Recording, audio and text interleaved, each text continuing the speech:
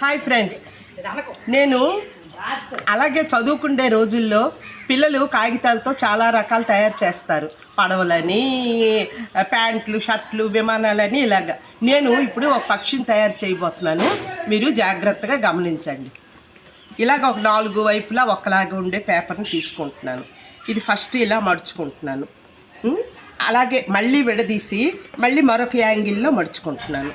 ఇలా మడుచుకున్న తర్వాత అది విప్పి ఇలాగా ఒక ఫ్లవర్ టైప్లో ఇలాగా ఫోల్డ్ చేసేయాలి అన్నమాట.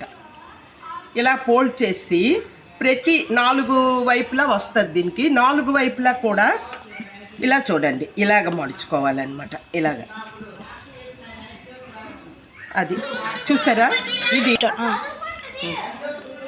ఒకవైపు ఎలా చేస్తామో మరోవైపు కూడా అలాగే మడుచుకుంటాము. 4 వైపులా అలాగే రావాలన్నమాట. బాగా గమనించండి ఫ్రెండ్స్.